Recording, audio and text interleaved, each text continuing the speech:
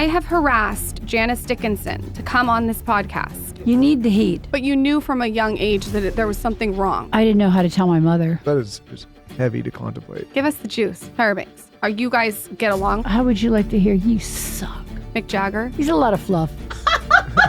Why do you think you were able to come out and be so honest where every celebrity on the planet just lies? What's the difference? I'm not afraid.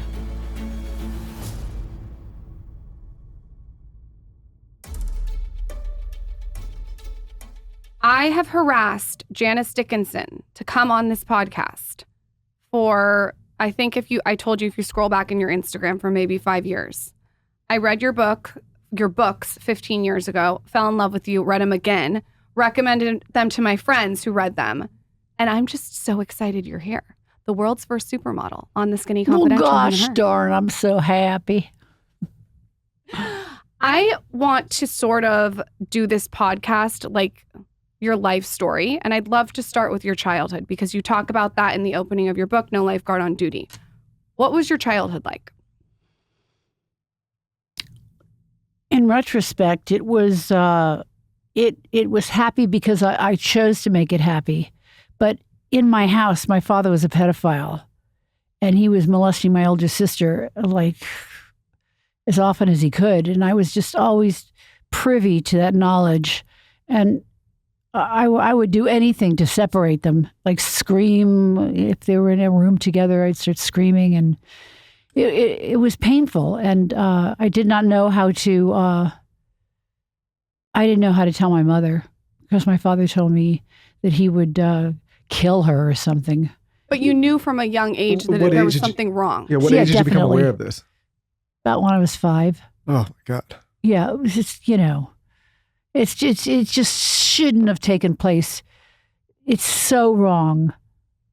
Well, I mean, just thinking about that dynamic, it's like it's the person that's supposed to protect you and love you, but also probably at that time the disciplinarian in the house. So you're worried about upsetting that person.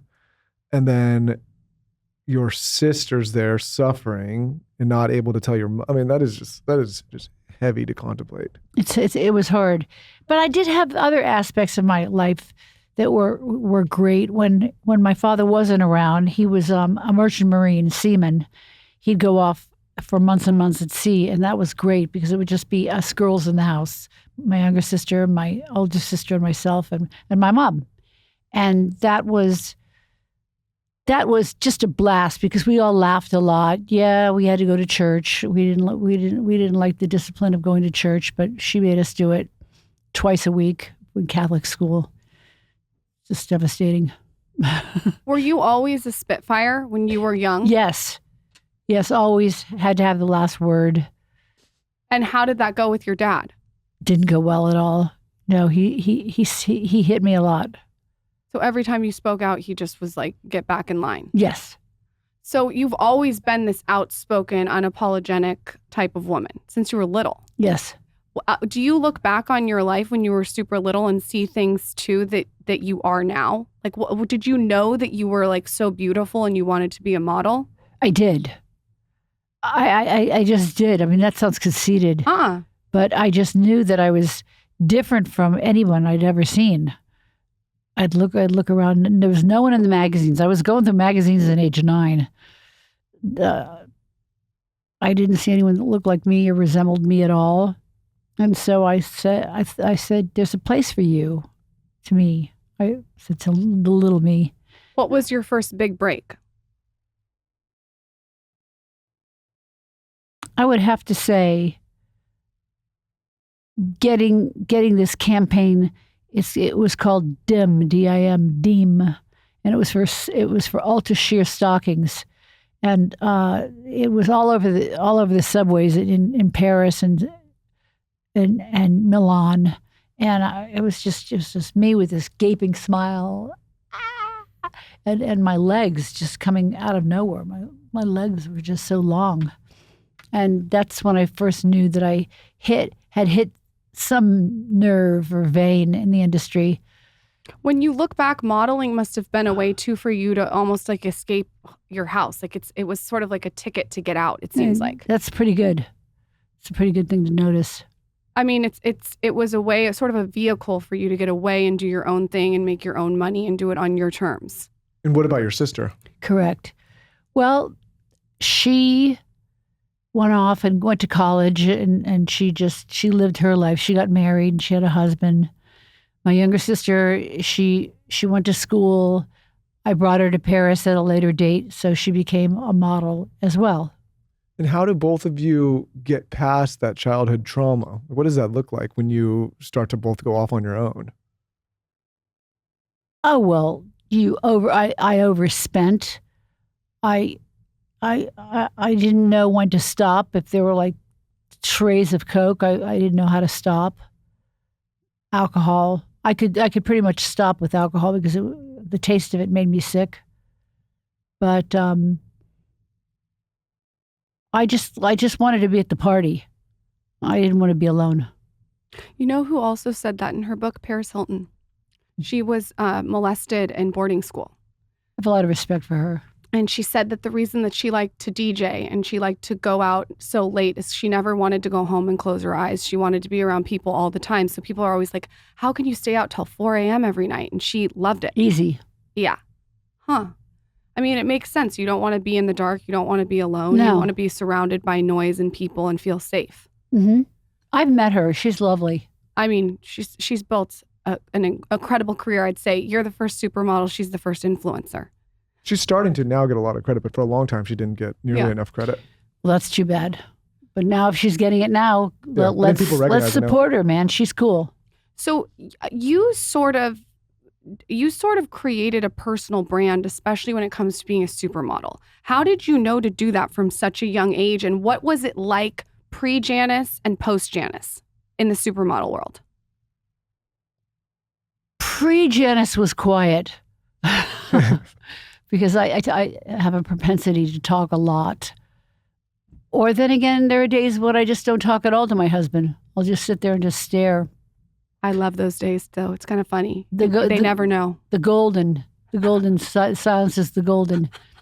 Meaning what was the industry like pre-Janice and post-Janice? The industry changed because you came in it and sort of made you the world's first supermodel. What did the industry look like pre-you and post-you? It was bland. Uh-huh. It was bland. The girls were bland. I had a tendency to hang out with Patty Cleveland and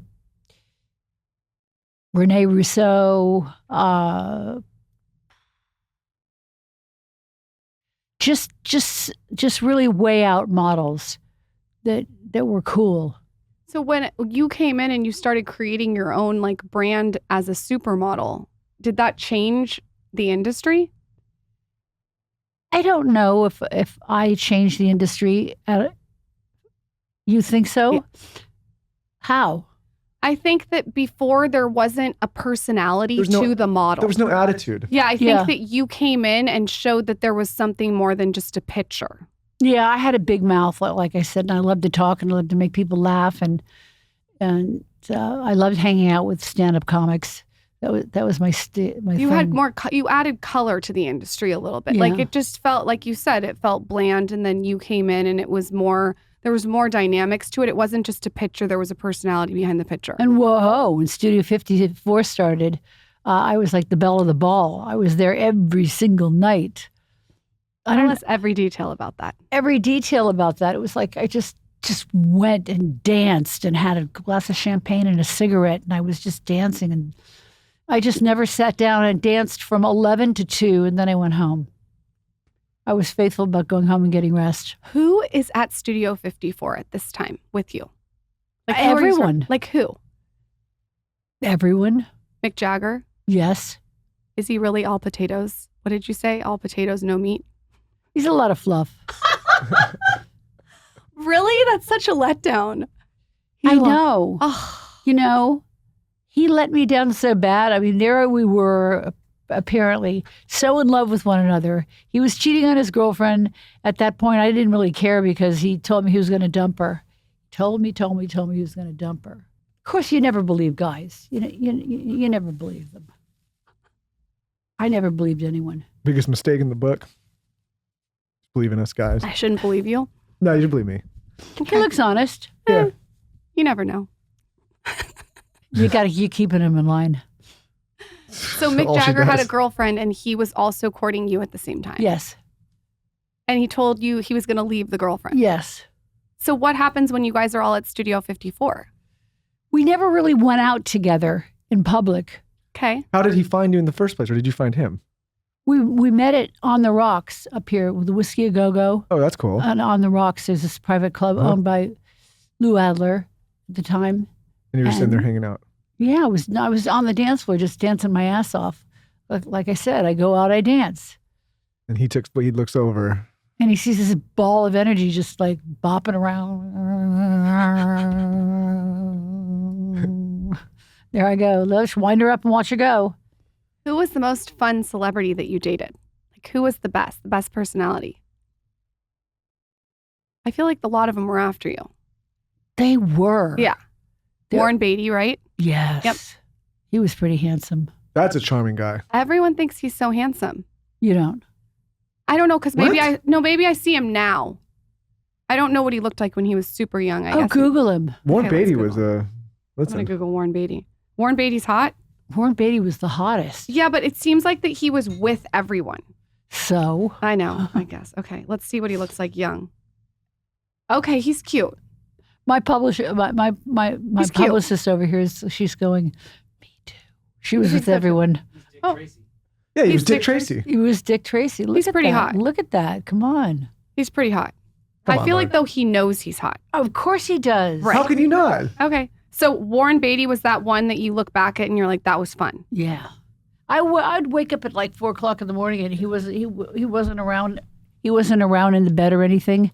And I looked in the bathroom and he was like just sitting there like staring at himself going, That makes me like him even more, actually. He was staring in the mirror. yeah, See, staring at, that would be a turn up to some. I think that's even cooler. Like, what the hell are you doing up at 4 a.m. staring at yourself? That's what you got to do if you're Warren Beatty. He's like naked, I bet, in the mirror, just looking Yeah. at every ab. yeah. That's a lot to take on for a girl, though. No, I didn't mind. You didn't mind. No. You got it. Yes. Who else was fun to go on a date with? Jack Nicholson. Oh, that Oh, would yeah. be the top. Oh, that's my favorite. He Oh. was fun. Oh, He was so fun. This is before he got bloated and put on weight and lost all his hair. Do my boy good like Jack with personality, huh? Great. Who else was fun?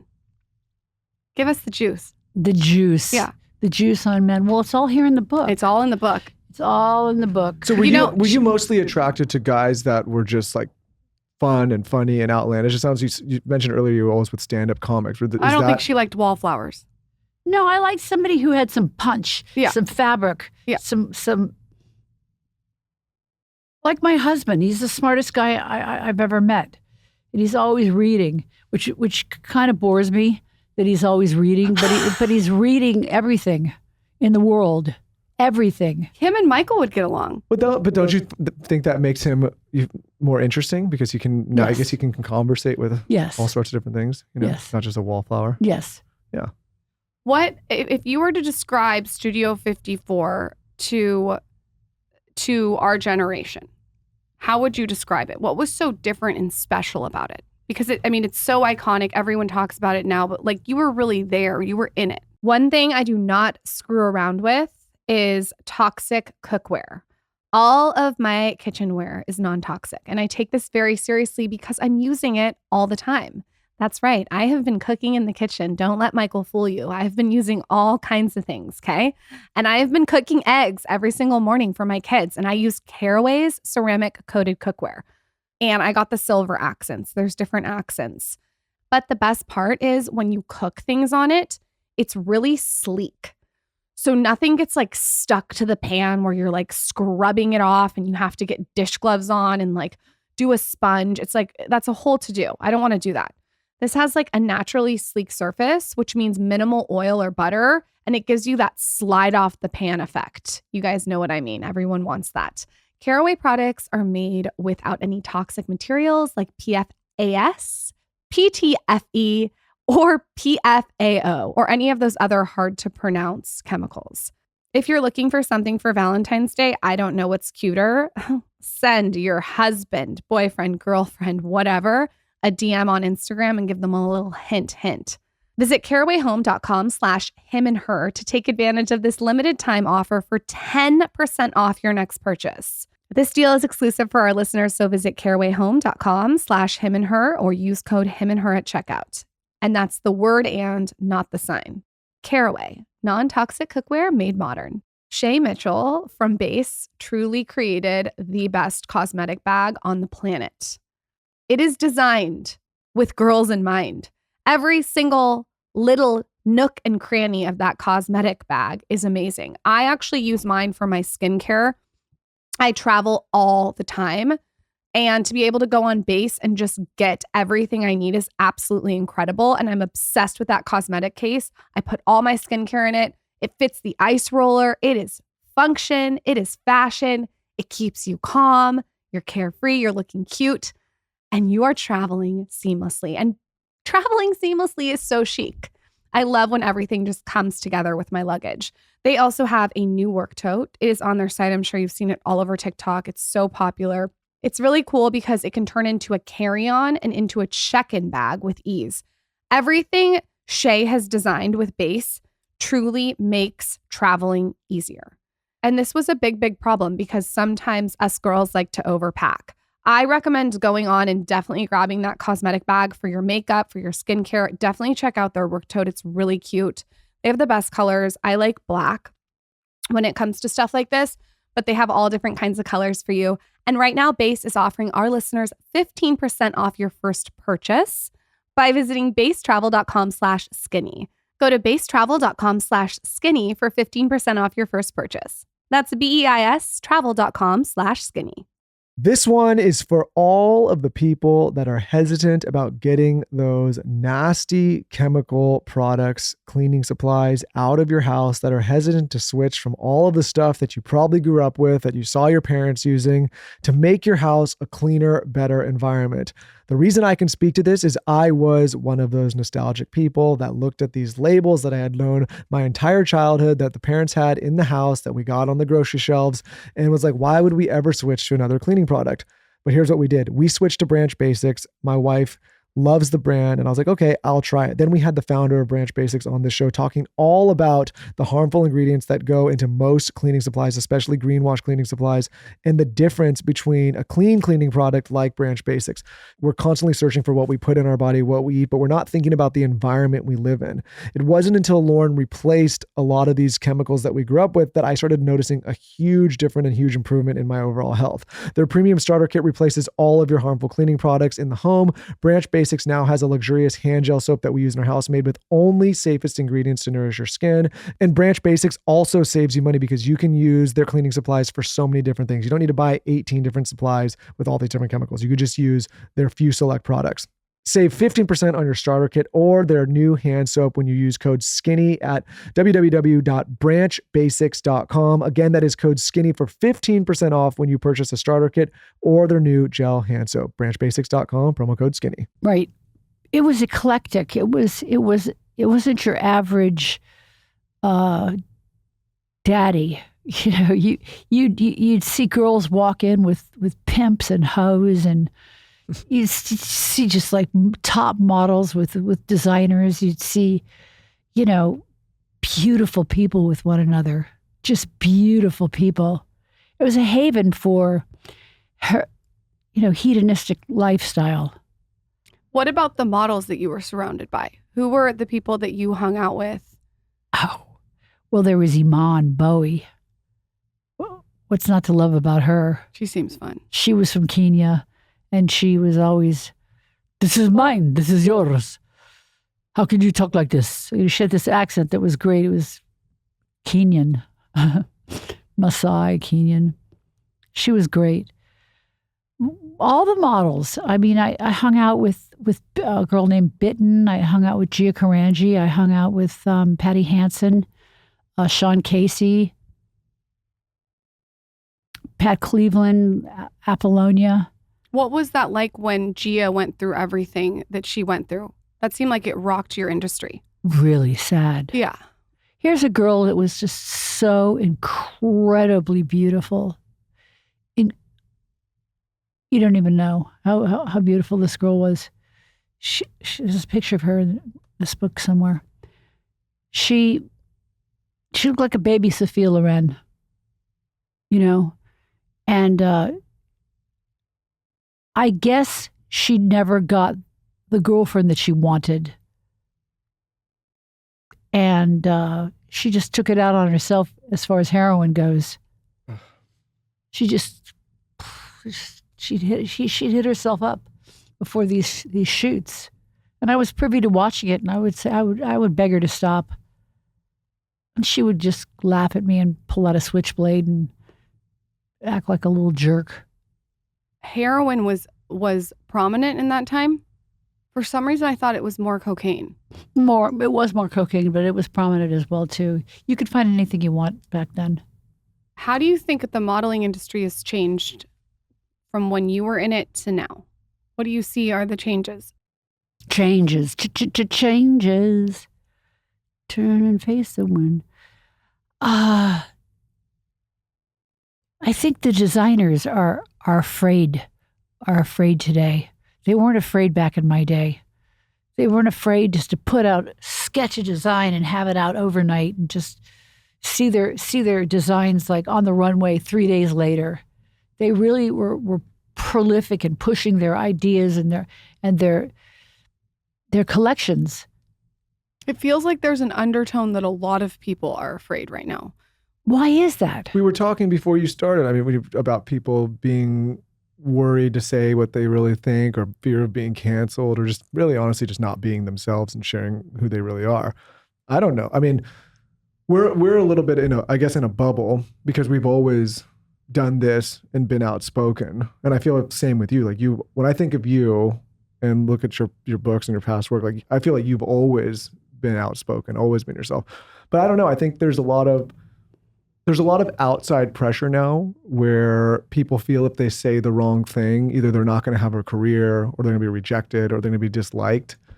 But it's like, what's that quote? It's like, if you try to get everybody to like you, you end up having nobody love you, or something like that. Something like that. Something similar. Yeah.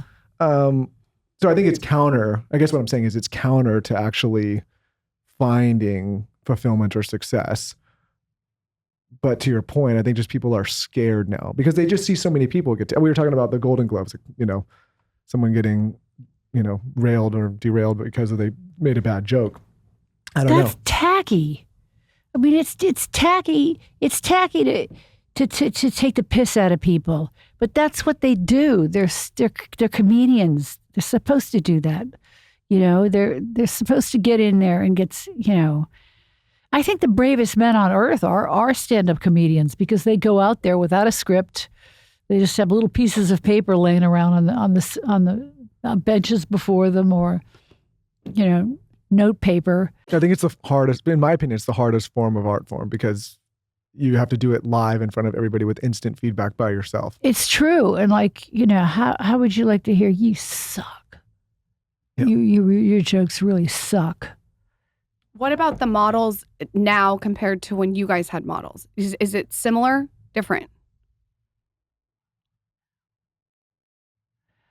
I think the models are way different. You have a bunch of influencers out there today. Right. You have Paris Hilton. She's still an influencer. You have Gigi Hadid. You have, Kendall Jenner. You have like all those Jenners. All the million of them. They stack up to what young girls must be bored. Young girls sitting at home, like listening to Taylor Swift music. Not that that's bad, because I think Taylor Swift is like friendly and upbeat, and my daughter loved seeing her in concert. Oh my God.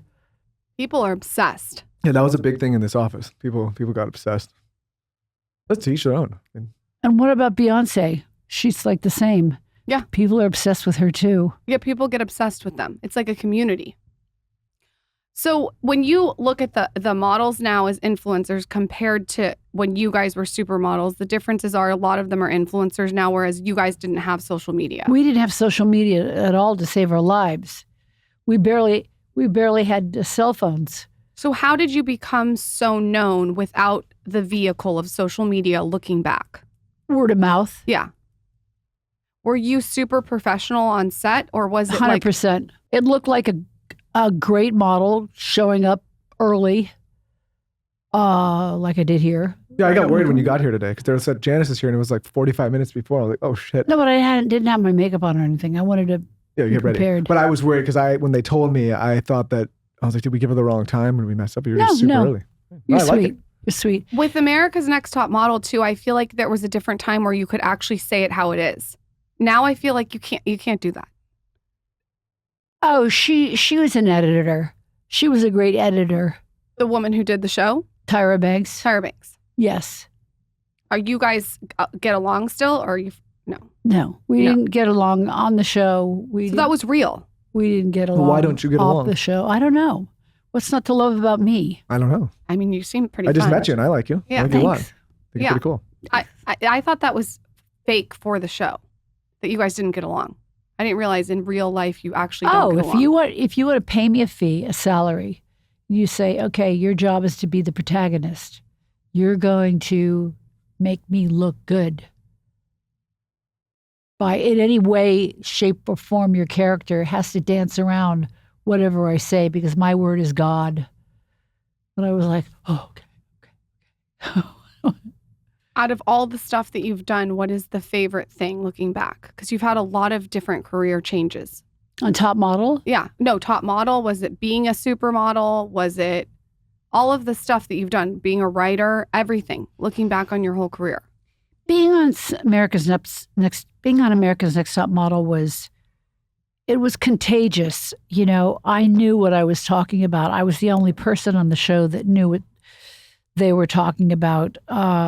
The rest of the judges just yes Tyra to death. And I would sit there and go, no, wrong contestant, wrong color of the skin, wrong.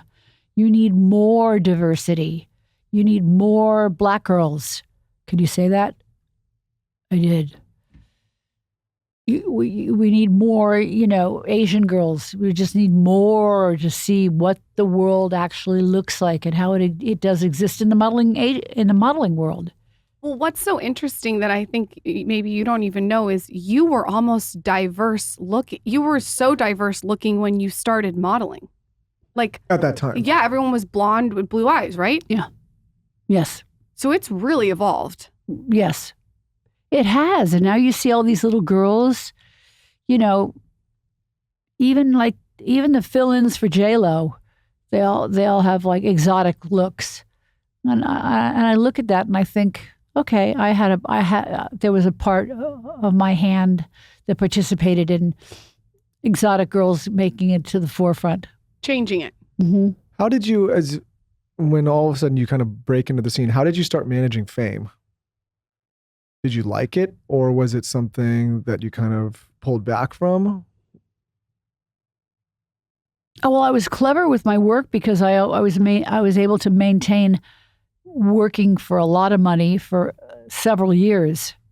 So I knew where the bread and butter was. You don't mess with your vouchers. You don't mess with your agents. You don't mess with, you're nice to your agents. You call them several times a day and just say, hey, fuck you. I love you. Or like whatever it is. How many fights have you and Susan gotten in? None. Wow. 0. Wow. 0. That's pretty cool. And how long have you guys worked together? Janice's agent Susan is sitting with us. Speak. Wow. Is it true that the song Super Freak was written after you? Ariel, who's here, my photographer, blogger, told me that song was written after you. It was. She's a super freaky girl. The kind you don't take home to mother. How did that song get written? Like looking back, knowing that the song was written after you, like were there instances that you can think of? Well, yeah, because he was a hanger on at Studio 54 after the lights went out, and I was like there too. In fact, he got really mad at me because I called him Prince. I'd go, yo, Prince, what up? Why did he get mad? What do you mean, why did he get mad? He got mad. Yeah, of course he got mad. Right. Prince is like a lot more talented. So how did you know the song was written after you? Did he like announce it? He told me. He told me, this one's for you. That's pretty cool. He called me Snake Woman. I mean, listen, that's pretty cool. I know. Is it true, this is another rumor that we heard, that you almost were Pretty Woman? I was. Tell us that story. Like the Julia Roberts Pretty Woman? Yes. The Julia Roberts movie. I was married at that time, and I got the casting from Gary Marshall's office, and I knew what to wear to the casting office, like hot pants and like midriff top and overblown lipstick and overblown makeup. And I was studying acting pretty diligently back in those days. And it was just at the last minute I caved because it was in front of just a bunch of handful of people, and I that's where I caved. I could never. The words of my father kept coming back to haunt me. You'll never make it. You're not good enough. I have that written down that he said that to you. I can't imagine a father. I mean, he had his own demons. Oh, clearly. Demon man. Yeah. 100%. Was he ever outed or caught, or did anybody ever figure? I When you shared, told a policeman about his activities when I was called out of a classroom because I had hit a little boy on a bicycle, and I changed the accident because I was so afraid of my dad killing me for not being where I was supposed to be that night. And of course, the little boy went home and told his mom what really happened, that I knocked him over on the bike with my car. He wasn't injured. The bike was a little screwed up. My car was a little screwed up. But I said, "Could we recreate this accident somewhere else, please? I'll give you all the money I have in my pocket. I had like $30. You can have this $30 and I'll get you a new bicycle, I promise." And he said, okay. But like the next morning, I got to school in my first class. There was this nice police officer summoning me to the front door, and I knew I was caught. So this led to a big hullabaloo in my household. I told the policeman that I can't tell my father the truth about this. He'll just beat the shit out of me, and I'm tired of being beaten up all the time. I'm beaten up as is. And I told him about my sister, and he was like, and I told him about how he came on to me early in my life, but I denied him. I just said, "No, don't you touch me." Why are some kids stronger than other kids? They just are. And so the policeman said he went over to my house, and he had a long talk with my dad, and he said, "If you ever touch this girl again, if I find out that she has a black mark on her arm, or she has a swollen lip, or she has droplets of blood coming out of her elbow, you're going to jail." And that's what stopped him. Does your sister say that's what stopped him too when she looks back on it? I don't think so. I don't think she remembers. She was out of the house by then. Oh my God.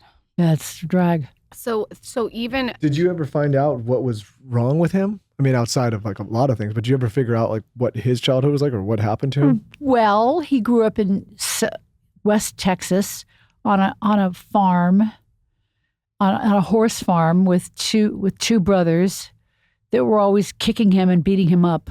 So I guess that spilled into my lovely introduction to the world. Yikes. So those words that he said, I wrote them down because they were like so crazy. He said, "You'll never amount to anything," played in your head when you were getting cast for Pretty Woman. Yes. It's so crazy to me how stuff from your past and your history of when you were little comes through into your adulthood. It's so crazy. It's amazing. It's amazing. I see it now with my two children. I wasn't the sanest mother, raising them. When I was like lots of my livelihood was modeling still, putting them through their classes and their childhood and their braces and their vacations and everything that has to do with being a single mom. And I think I might have pushed my daughter too hard at going to do these theatrical little plays that they had back in the grade school. I think I might have pushed her too hard. She resents me for it. I did my best. It's really hard once you become a parent because you have empathy for your parents. And you're like, oh my God, and you constantly feel guilty, no matter what. And the problem with it is that there's no like black and white to it. There's so much gray. Do you have kids? I have kids. We have a 4-year-old and an almost 2-year-old. You feel guilty if you leave. You feel guilty if you're there and you're not present. It does. That's the mom syndrome. Come with it. Yeah, I asked him the other day. I go, do you feel guilty? No. No, men don't. Yeah, but she gets frustrated. I mean, like I can't. I mean, I don't. I do. I don't know. But she gets mad if I don't. But I think it's the dynamic you're raised with. You see, it's very recent that we've kind of broken out of this traditional household, right? And I know my upbringing, I would see my mom worked all the time, so it was a little different for me. And so I'm attracted to very strong women and women that does. It was just, that's my norm. But I know a lot of guys that are in more traditional households, and that's a little bit of a mind fuck for them to kind of wrap their head around, maybe being with someone who's got a career and something different. But anyways, I never, people ask her, do you have a nanny? They never ask me if I have a nanny. We work at the same time. I don't feel guilty for having a nanny. It's just like a norm. You need it. Yeah, I need it. But sometimes she will feel guilty for. Oh, honey, let that go. Yeah. I say let go all these guilts that swarm your brain at night when you're at work and you're not with your kids. When you're at home with your kids, you're thinking about your work. It's a conundrum. It's a conundrum of a bubble that if you just, it'll make you tap your feet. It can manifest in ways that can give you severe depression. Yeah. If you don't watch yourself. How do you let stuff go? You go see a good therapist. Yeah. Get a good therapist. I married a shrink. Oh, that's efficient. Oh. Yeah, but he never shrinks me. Tell him to shrink you. Shrink me! Yeah, I would tell him to shrink me. Shrink me, motherfucker. I bet he's a great shrink. He was. He's retired. He was like shrink to the stars. Maybe I should interview him. You should. I bet he's interesting. You should. You talk about Bill Cosby in your book, and you've been outspoken about Bill Cosby, which I think is incredible for all the women that went through him. You've been like a crusader. What is your temperature on what's going on with him right now? Well, I'm furious that he didn't get what was really due him. Lifetime sentence. He got off early due to a technicality. And like that technicality is a big bank account. So he's out of prison? Yeah. The fact. Wow. I had a separate civil lawsuit with him, which I made out handsomely. I mean, for you to speak out on that against that powerful of a man is really incredible. And it probably freed up other people to come forward. But he didn't scare me. He didn't scare me. I mean, he was in the courtroom. And, I just remember going, ha, ha, ha, who's laughing now? Ha, ha, I've got the final laugh because I can say it. Ha, ha, ha. And he was like, he was all flustered because he was pretending to be blind in the courtroom. What? I didn't know that. How old were you when all of this happened? I'm 68 right now. And how old were you when all this happened with him? Oh, when it first happened. I was in my 20s. And did you think you were just going to hang out with him? Yeah. So I thought he was going to offer me a role on his television show. So he was basically doing the same thing Harvey Weinstein was doing. Yes. And he was slipping people stuff in their drink. Absolutely. 100%. And you know what's interesting about him is all the stories that all the women tell are the same stories. It was probably a playbook. It's probably the same routine. He did the same routine. And it must have been like Rohypnol or GHB or something he was putting in these people's drink. It was a blue pill, remember. You remember? Mm-hmm. So when you left his house, were you like, did you understand at that age what happened, or did it take you a while to I process? was so happy to be out and being recognized for something other than being the rules for a supermodel. Yeah. I was happy to see that I did have a comedic side to me, and that I could possibly break into the world of comedy. That I think anything's possible. I could probably still do it. Is one of the hard things about modeling is sometimes people only look at the visual aspect and they don't look at the person beneath? Is that one of the difficulties? I'd imagine. Yeah, it can kill a lot of people. The visual aspects, once your face goes and like the skin isn't as perfect as hers, and it's like the skin goes and it's like, be grateful for what you have. I mean, I look back at pictures of myself and now when I was your age and I go, wow, God. And I thought even then, back then, that I wasn't enough.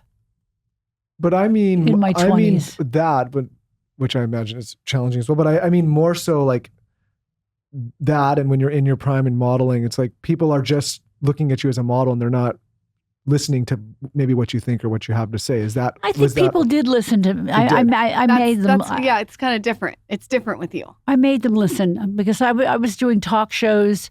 I was doing. People would call me all the time for advice, and I always took that amount of time to answer somebody if they had a question about modeling or whatever. I liked helping people.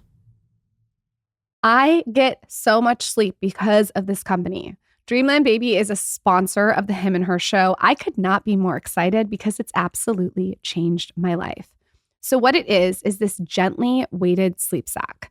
And my son associates the sleep sack with sleep. So the founder basically was so exhausted and desperate for sleep, as we know that happens with children, especially under the age of 2. And one night she placed like a throw blanket on her son and noticed that he calmed down, which makes sense because I use a weighted blanket all the time and it immediately calms me down and relaxes my nervous system. So she had like this aha moment and she knew that he needed to wear a wearable weighted sleep solution. So she designed this really gently weighted sleep sack. It's aesthetically pleasing. It's crushing it. People are loving it. It was like on Shark Tank, Forbes, Target, Nordstrom's, all the things.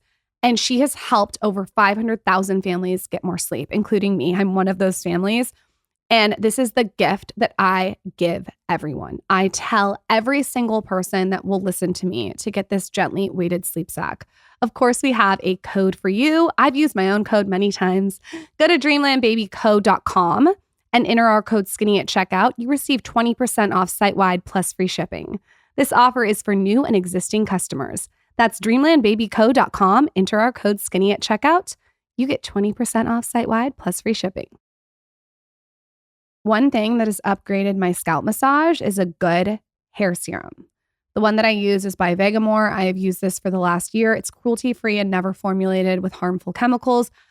I like to use it and really get in there and massage it into my head. Sometimes I'll use a scalp massager. Sometimes I'll use my fingers. I just feel like I've really taken my hair seriously since going brunette. And I think the scalp massage mixed with a good hair serum, a little micro needling on the hairline, supplementation, and a great shampoo has been life-changing. These are things that I habit stack. I do them quick. The scalp massage I do probably takes 45 seconds to a minute. It's quick. The exact serum that I like is the Grow Hair Serum, and it comes in this little pink bottle. You can get like a monthly subscription, which is what I do. So I just get like one bottle and it gets sent to me. It's so easy. You save more and you never run low on the products.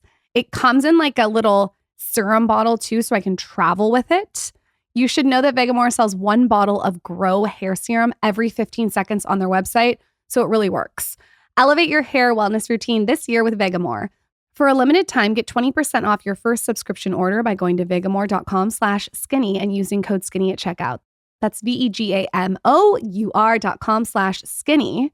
Code skinny to save 20% off your first order. vegamor.com/skinny, code skinny. I really do my research when it comes to the supplements that I'm taking. I think I get a really cool access to behind the scenes and like learning about ingredients and just being skeptical of supplements. And one supplement that I've never had to be skeptical of is Ritual. Ritual, I'm telling you, they just get it. They also really focus on the 9 key nutrients, and they're gentle on an empty stomach. They've thought of everything. Even the pill tastes good. It's like minty. I can't even explain it. It's like something you look forward to taking. It's a minty essence in every bottle. The one that I take every single day is Ritual's Essential for Women 18 plus. I also took Ritual's prenatals. I took their postnatals when I was pregnant. I highly recommend them. They're a brand that you can really trust. Ritual's Essential for Women is USP verified. I like it so much. I invited the founder on the podcast to tell us all about how she has conceptualized this like dream product. Ritual multivitamins are vegan, non-GMO, project verified, gluten and major allergen free. They're also certified B Corp, and everything, most importantly, is made traceable. No more shady business. Ritual's Essential for Women 18 plus is a multivitamin you can actually trust. Get 20% off your first month for a limited time at ritual.com/skinny. Start Ritual or add Essential for Women 18 plus to your subscription today. That's ritual.com/skinny for 20% off. I think that everything that you experienced when you were young, I think it's also even gnarlier now because of social media. And you don't even know if what you're looking at is real.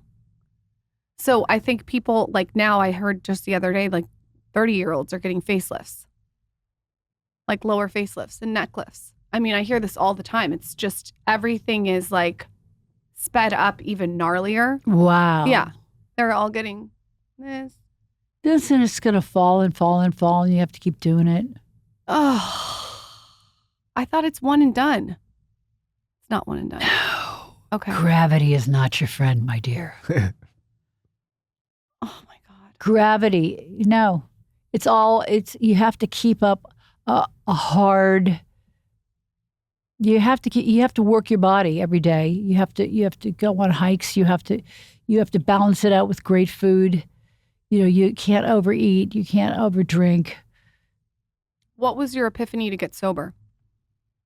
Oh, I was letting myself down on a daily basis when I was drinking, because I couldn't say no to that like first glass of champagne, and I couldn't say no to the last one. It was a vicious circle. When you decided to do celebrity rehab, were you sober, getting sober? Did you relapse after it? What did the trajectory of that look like? That's a good question. When I did celebrity rehab, I was addicted to Ambien pills. Oh, wow. Sleeping pills. See, I had to have an Ambien pill at night to sleep, and I knew that was wrong because your whole sleep cycle's messed up if you don't have a sleeping pill right before you go to bed and 20 minutes later. And then on top of it, you wake up in the morning, you're still hungover from the night before. Can't you wake up also in the middle of the night and sleepwalk? Does that happen on that? Sometimes. Yeah. Isn't that what happened to Roseanne? No, Rosie O'Donnell? Who did that? I don't know. Taylor, didn't that happen? Rosie? Well, that's right.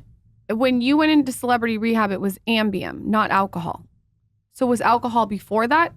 Alcohol was way before that, but I had gotten a handle on that. I didn't realize it was Ambien.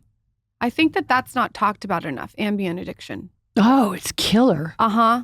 It's just, it makes you just, it could turn you into a monster.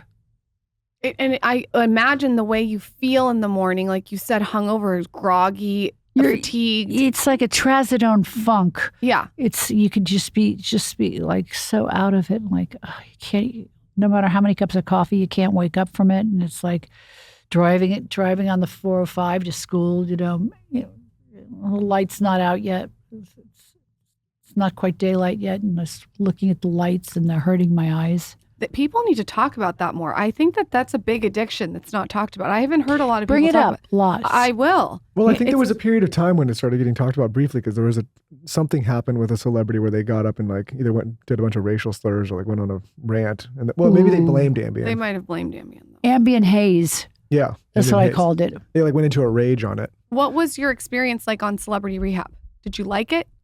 I was afraid. I was afraid that this might not have been the best choice for me of doing TV shows because it was very raw. Yeah. You know, when Dr. Drew, who's a nice guy, He's been on here, yeah. he's a nice man and he knows what he's talking about. Bob Forrest is a saint. You know Bob? Yeah, he's a good dude. He's a good dude. Yeah. They both stroke each other's ego in ways. Bob! Drew! Oh, Roseanne Barr. Yeah, Roseanne. Yeah, that's what happened. She blamed a series of racist tweets on Ambien, which maybe it's true, maybe it's not. But when you reflect now back on Celebrity Rehab, are you glad you did it or no? I'm grateful that I was given the opportunity to just survive one more day. And now you put Bridget on it. Did she go in fighting? Bridget Nielsen. I think the reason that show was so crazy because to your point, it was so raw. Like people were really struggling on that show. And I think I don't know if a show like that can exist anymore because you had, no, I mean, with all the things we're talking about, I mean, like you really saw people going through it. I mean, can you imagine taking me off everything and just giving me trazodone to sleep with? I mean, it's ludicrous. It is. It's like, here, let me replace I this need with cocktails of meds. I'm on a good cocktail of meds. And you feel good. You look amazing. Thanks. Some days what's happening lately is I can't sleep. Although I take sleep medication. I can't sleep. I'm opening my eyes at like 2 or 3 in the morning and I can't go back to sleep. It's crazy. That happens to me if I drink alcohol. I wake up in the middle of the night. That I feel like, you know what, the best thing for sleep, this is really weird, that's helped me so much is Yoga Nitra. I'm going to send you the link. It's like NSDR, deep sleep. Yeah, and I put it on and I am asleep in 10 minutes and I stay asleep. It's like it does something to your brain. Yeah. I'm going to send you guys the link. I doubt anything can do anything to my brain at this point.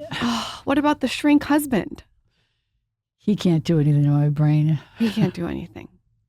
What are your best? Yes, he can. Wait, quickly, before we get off this, for some reason I remember you in a jungle or something. Oh, yeah. Yes. I'm a celebrity. Get me out of here. Yes, I just recently did that last September in Johannesburg. You did it again? Yeah. What was that like? Well, I had to leave the show early because in the middle of the night I fell down flat on my face, like fell down flat because the lights were out, and I had like all this face in the dirt, scabs here, that was also a wild scabs show. here, scabs here. It was really, really horrible to look at. You did it twice, right? I did it 3 times. You did it 3 times. Did you have to eat bugs? This time I ate a couple. Oh. The first time I was like, fuck you. Ugh. Is that the worst part, the eating of the bugs? Besides falling? No, cow vaginas. What? Oh, come on. Oh, yeah. They gave you cow vagina? Yeah, they gave us radical stuff to eat, like gonads of goats and like, ugh. I did. What's the grossest? The gonads. With the hair still on them. Oh, Jesus. Eat hairy balls. Well, eat hairy balls? Yeah, how do you think I feel? Well, you want to eat hairy balls? I sure don't. Yeah, so. You two are darling. That's something I've managed to avoid in my years. I think I'll stick to that path. I mean, I might send you on that show. You go eat hairy balls. I'm not going to lie. I wouldn't do good on that show. You two are so cute. So cute. Thank you. It's a Depends lot of which work. day you get us on. Yeah. So it's like that with every couple. Yeah.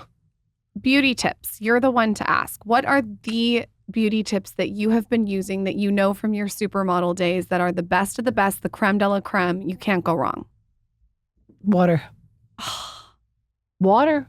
Water? You just can't get enough of water. I can't get enough of water, and I live for Dr. Lancer's vitamin C treatment. I got to try that. Oh, it's like putting baby powder on your face. Is it a treatment you do at home or you go in? No, it's a treatment you do at home. Okay. You wash your face with the products. I mean, I swear by this guy. Is that your go-to, like, for derm? Mm-hmm. I need to go to him. Everyone loves him. He's a snot nose, but he's a good snot nose. He's a good snot. He's really smart. Yeah, he is smart. He's sharp. He's been on the show. He's been on the show. Yeah. We should go in and see him, though. Yeah. He won't give you any discounts.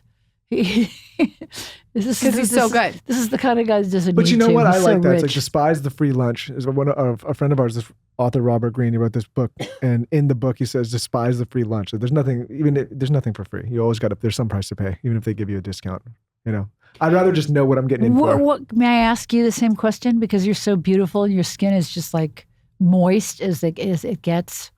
The trick to my skin is I am militant about my skincare routine. Militant. I do not go in the sun. I wash my face, double cleanse every night. I put colostrum serum. I'll send you the exact. Show her the book that you wrote over there. I wrote a book on table. skincare. But look at the title. Yeah, I have one for her. Look at the title. Get the fuck out of the sun. I will read this. Thank you. But the trick, I'm going to send you my exact routine, but it's basically a lot of vitamin Adorbs. C, colostrum serum, Korean skincare toner, a double cleanse, and then I get IPL laser for any You also red do a lot of lasers. lymphatic stuff. lymphatic drainage. Another thing I do every single day is facial massage. I think that's the key. You do it yourself. I lift my eyebrows manually. I lift my cheeks. I lift my jaw. I drain my face. I brought you an ice roller. Oh. Yeah. I'll give it to Suzanne. A lot of ice on my face. Don't models used to back in the day stick your face? Oh, Yeah. I did. Into bathtubs. Yeah. Ice is amazing in the morning. Ice is amazing. Yeah. And then I just got a salmon semen facial, which I really think worked. From who? I live in Austin. So it's a girl in Austin. Her name's Jamie. She's a Korean facialist. But you could get it anywhere. It's exosomes. Yeah, I told her I would have given her one for free. Didn't have to go pay for it. Thanks. Zing! So cute. So cute. So cute. Blob. You've heard worse, Janice. You've heard worse. I use what Leonardo DiCaprio uses from Dr. Lancer. He has a sheep urine. Sheep urine. Sheep urine. That's the first I've heard on See, this I knew one. you would have a tip like that. That's what I want to hear. What's the sheep urine? It's sheep urine Perfect. in a tube. And you put it on your face. And what does it do? Smooths it out? Something to do with the Anything. biogenetic makeup of your skin. I imagine sometimes the listeners of the show like writing stuff that are like practical things down. Like, okay, sheep urine. Okay, lost me at sheep urine. You know what I mean? I don't That can care lose if I lose you. I'm Yeah. still kicking. Yeah. And Yeah, honestly, so if are sheep you. urine works, I will eat shit for beauty. I will. You know what? If it works, it I works, love Michael. her. Maybe get Lancer Yeah, back here I with the sheep love urine. her. Lancer, where you been with that sheep Shoveling. urine? Whatever. Open wide. Whatever, it has to work. Before you married your husband, you wrote check, please. What is your opinion on dating in 2024? We have a lot of friends that are struggling because of the swipe, swipe, swipe. My daughter is 29, and I see her going through dumb changes. And I just think it's pathetic that people go on these websites just to try to get dick. It's lazy. Yeah. It's like so lame. It's I'm not saying she's lame. She's not lame at all, my daughter. it's lazy for the guy. He's more. lazy for everybody.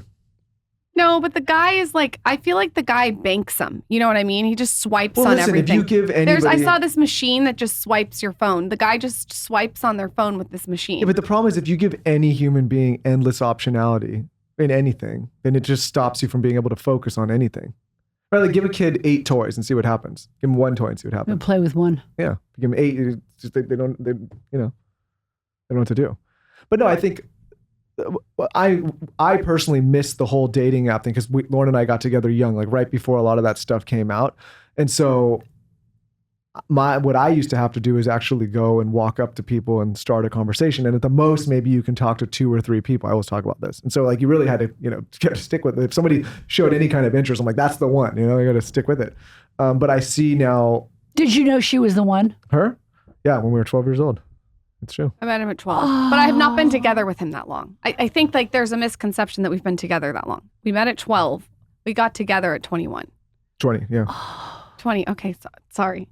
No, but anyways, but I see both men and women in our lives that are in those worlds, and they really are. A lot of them struggle to find meaningful relationships. They date a lot. Like there's no lack of dating frequency, but there's not a lot of long-term meaningful relationship. And I think it's just because it's easy to throw something away if there's 18 swipes waiting for you. I mean, to the advent of the computer and the cell phone. I mean, our days of yesteryear we were Broncos. We just galloped. Let's go to this place now. Get the horses out. We were just renegades that just went through it all with more fun. I wanted to ask you. You are a real outlier when it comes to talking about plastic surgery. On your book, you have Everything About Me is Fake and I'm Perfect. Obsessed with the title. It's so good. But you have exactly what you have done on this book. Why do you think you were able to come out and be so honest where every celebrity on the planet just lies and says they're natural? What's the difference? I'm not afraid. You just want to own it. Yeah, I do own it. By the way, I own it too. I'm like, this is what I've done. Look what you're doing with yourself. Pop. But then why do celebrities want to pretend like they're just naturally like that? It's because they want to put themselves on a different tier. Letter? Why? Why do they want to do that? Because they want to. I hate to say this. I'm going to bring it up. Nicole Kidman. What's going on there? Like I haven't seen her lately. What? She's ultra skinny. She's taken her dietary habits way too far to the left or to the right, wherever. She's just way too skinny. And when you're skinny, it's a bad skinny fat. The fat on your face will get withdrawn. You look older. Yeah. Yeah. And I think the world of her acting. I think the world of her as a woman and what she's survived. Do you wish people were more outspoken about plastic surgery? I don't give a rat's ass about plastic surgery. I don't. There's just so many people that just act like it's nothing, like it's just natural. You mean Kardashian, the mother of Kardashian? She'll just, tons of them with the blood facials and stuff. Yeah, everyone just acts like it's like a laser, and it's like not. I think it's cool that you came out because you wrote this book. This book was written like I want to say 10 years ago. Yes. Yeah, 10 years ago, and you came out and said that you did all these things. You were really. Definitely an outlier. My publisher hated me. Look at the cover. It's horrible. I love it. I love the cover. And if you guys haven't read her books, you are missing out. They are honest. I mean. They're wild. Before you met your husband, how did you meet him? What is your life like now? What is Janice Dickinson's life like right now? Oh, God. There's so much going on in my life, girl. You're busy. I met my husband on a blind date at the Chateau Marmont. Cute. Okay. I met his son previously. That's how I got to meet him at the Abbey. So I was about to throw down some serious joy juice and pounds of cocaine, whatever I was about to do. Not a gram. Give me a pound. There was an instant attraction between my husband and I when I met him. He was so shy, and I was so wanting to be liked, and I didn't think he would like me because there it goes again. Not good enough for your average bear.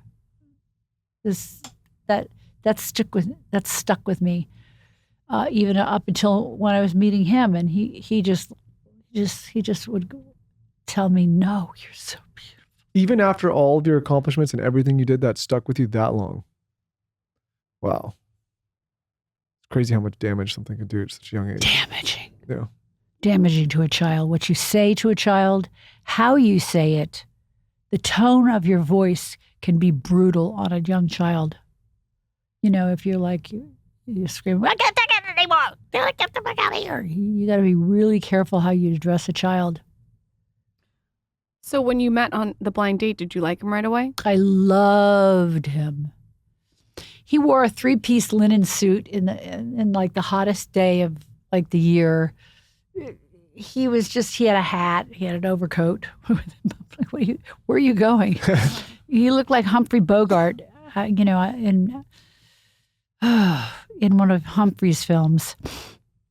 And I was like dressed up like the biggest slut on the planet. I had this slut dress down to here. So everything was drawn towards here with the tape. With the extensions. This is all real hair. Wow. But the extensions were like... You have really good hair. Yeah, what is that hair? Yeah. Biotin. Wow. You too can have it. Wow. Yeah. Biotin. I just saw him and we just saw each other and the room shrank. We just started talking and everyone else seemed like they didn't have any meaning to be in our direct pathways of speaking. It was like the strangest thing ever. Were men intimidated by you before you went on a date with him? Of course. So he wasn't intimidated, it sounds He didn't know who I was. No, he didn't. He got a rundown, but he's really was a very busy man. Right. Like clients depended on him for their lives, and he took care of the mechanics of the brain for people. Gosh, Think I want to about interview that. him. He sounds You smart. would. He's so brilliant. Outside of obviously your beauty and your looks, why do you think so many men were intimidated by you? Is it because you were also so outspoken, or do you think it was just the modeling, or what do you Just attribute that to? confidence. Confidence wears on a man if they're not confident themselves. Yeah. We see that a lot. They'll marry a really confident, dominant woman thinking that they like it. And then after a dating. while, like you said, yeah, it starts to make the penis limp. It does. Yeah. I don't know why that is. See, I never turned around and swallowed my pride or yesed anyone just to hear my own brain rattle. No, I can't do that either. I think that it takes a very specific kind of man to handle a woman who is on her own trajectory and beats to the tune of her own drum. I think it's a very specific kind of man, and I think it has a lot to do with the kind of mother they had. Because if they were babied and they're still attached to the umbilical cord, then I tell Lauren they all the want time. validation. We have. So my mom's half Japanese. You wouldn't know anything looking at me because I don't look any. I'm a quarter, but my mom's half. And she's a ball buster and she's tough. She used to play polo with men. Like she was the only woman on the field against men. That's fantastic. It was cool. And so, anyways, what I got from it is, I always knew that my mother loved me and I always felt supported, but I wasn't babied. And it was like, okay, good. Like if I did something, she's like, good job, but keep going. Like that's a Japanese side. But what I tell Lauren all the time is some of my guy friends whose mothers have babied them endlessly, even well into their 30s. It's like, you see those guys that have that relationship. Not knocking it, but in my opinion, those are the guys that struggle the most when it comes to dating outspoken women.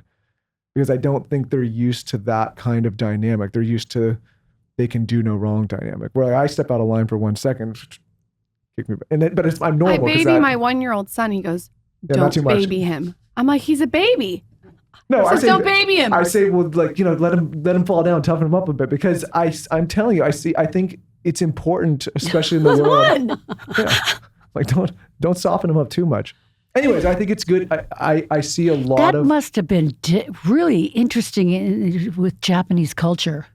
Well, because I think, again, people don't look at me and think that culture would, but my grandma, who just passed, God rest her soul, she was a full Japanese woman, like, moved from Japan here.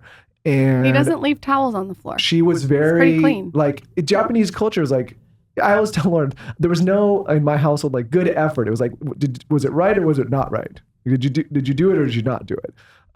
And I actually sometimes people are like, oh, well, how do you deal with that? Or, do you need those words out? And actually looking back, I appreciate that. Right? It was kind of like, there's a right and wrong way to do things. It was you get held to a higher standard. You're a pretty smart guy.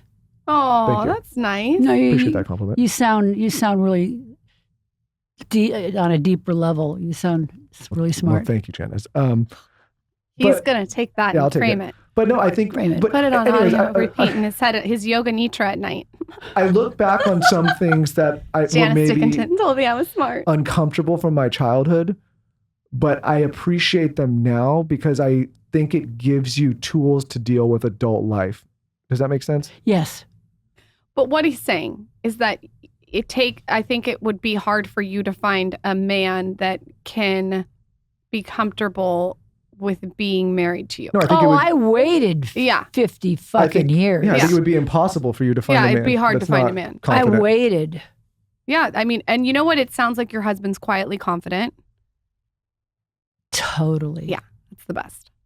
That's the best. And probably the mind games and stuff won't work You on know a guy like that. what's quite marvelous is that we can go for hours and not say a word to each other. Yep. Which is just bliss. Oh, From your average day, you want to turn things off and just. I could use a remote. Speaking of mute. of strong women, I have a business partner, hi Raina, and she always used to give me this acronym, and it was WAIT. It was, why am I talking? And that's what she would always say. And I think about that all the time. You should think about it in marriage. Well, sometimes, yeah. But sometimes, I'm gonna give you that sometimes acronym. silence is the best.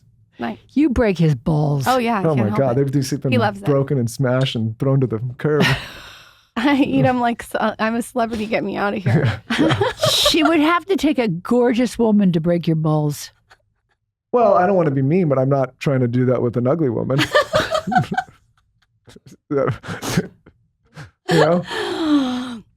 So what you is can hold your own. What is your life like now? I'm working on music. Tell us all about it. I've just completed an EP that was released New Year's Day. That is the #1 dance dance album on iTunes. I mean, and I'm 68, and it's like I just get up and I've done like all these songs, and I've got another one coming out, and I perform for the gays, and they love it. I get all glammed out, like super glammed out, and singing and having an audience, and I know who my audience is. That is pretty crazy that you are 68 years old and you have a #1 dance song. Thank you. That's inspiring. They just told me today. So did you go into this wanting to do something that was #1, or did you just want to do something fun? No, I just wanted to have fun. Girls just want to have fun. Yeah. All girls just want to have fun. That's pretty cool. I think that what's so inspiring to me about you is that you've sort of written every single chapter of your life on your own terms, and you've done it your own way. I think it's cool. But I do need another book. I'm gonna get on that. I would self-publish. We've had a lot of people come on the show recently, a lot of prolific authors that have gone the route, like Stephen Pressfield, for example. He's a great author. He self-publishes all his books and just David distributes them. Goggins self-published his book and did he's made multiple millions of dollars from self-publishing.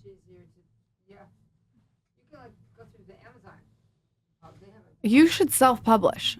I mean, I think you should do like a what I've learned throughout all the chapters of your life. Well, a lot of the For publishers, someone who's my age that wants to keep reinventing themselves as a woman, I'll talk about all the chapters with juice too. We need the juice. You need the heat. We need the heat. You need to bring the heat. We need to hear about the meat and potatoes on Mick Jagger. We need the heat. Oh, that is so devastating. You guys will have to watch the YouTube to see what she just did. Oh, no. Oh. Well, listen, you can't have it all. I mean. Well, he has a big mouth. Yeah. And a big personality and a big voice. Can you imagine dating this guy? I mean, just like, going to his concerts and just like sitting there waiting for him No, to we get up. can't imagine. That's why we I mean, it want was every just like speck of detail. This heartbeat of like a bass drum in your heart keeps up beating like a big bass drum. It's unbelievable. What is the most surreal experience you've had in your life? Because I feel like that one. Going on this road with the Rolling Stones. Yeah, there's probably nothing bigger than that, huh? No, How many girls are throwing themselves at the Rolling Stones? probably millions. So when you're with him, what kind of jealousy was that? Oh, I just look the other way. You just look the other way. You can't I even mean, what are you supposed to do? let it get in your ether. And you kind of have to it's almost like you have to let him do what he wants to do too, right? Sort of. But I imagine sorry, that's you also kinda where keep some in of these line. guys get intimidated. But I'm not ugly to look at. No, you're not ugly So to look it's at. like I and can I get mean, up there. also, like, I feel like you're the whole package. You're fun, you're smart, you can write, you can sing. I mean, what more does he want? Mm. I think I'm the full package too, by the way, just so you I know you do. know that. You're the bride Well, at if every, you need a bride at reminder. every wedding and corpse at every funeral. That's her, all right? That's funny. We just took our kids to Paw Patrol Live. You know Paw Patrol, the little, I don't know if you know it, but it's No, this little, she doesn't know what Paw it's Patrol is. It's for 4-year-olds. 2-year-olds. And they go at the end of the show and they're like, let's see who the real stars of the show. And they start panning over to all the kids. And I look on the screen and my wife's up there. I'm like, no, it's not for you. It's for the 3-year-olds. It's for the 4-year-olds. That's adorbs. Janice Dickinson, I have, like I said, wanted you on the show for 7 years. Thank you so much. Please come back on the show when you write your next book. I will. Or when you have your next EP, your next music go live and be #1. You're welcome anytime. Thank you very There's much. 100 things I could have asked you. I'd love to have your husband on. You may. I would love to. When we hang up here, I'll go grab him and tell him he's going to do your show. We'd love it. Where can everyone download your song? Where can they find your books? iTunes. Okay. And you guys, this is on my blog, Skinny Confidential, 10 years ago, but you can Google the Skinny Confidential, No Lifeguard on Duty. It's on my book club list. Everything about me is fake and I'm perfect. And check, please. All three of them. Thank you so much. Thank you. If you could get one person to follow me, that would be good. Go I think follow we'll her. get more than one. At Janice Dickinson on Instagram. You're funny too on TikTok. Thank you. Yeah. Janice Dickinson, thank you for coming on the show. Thank you very much, you guys. Thank you. Appreciate it, Michael. Thank you. Janice, you're a legend. Thank you. Thank you very much. Yep.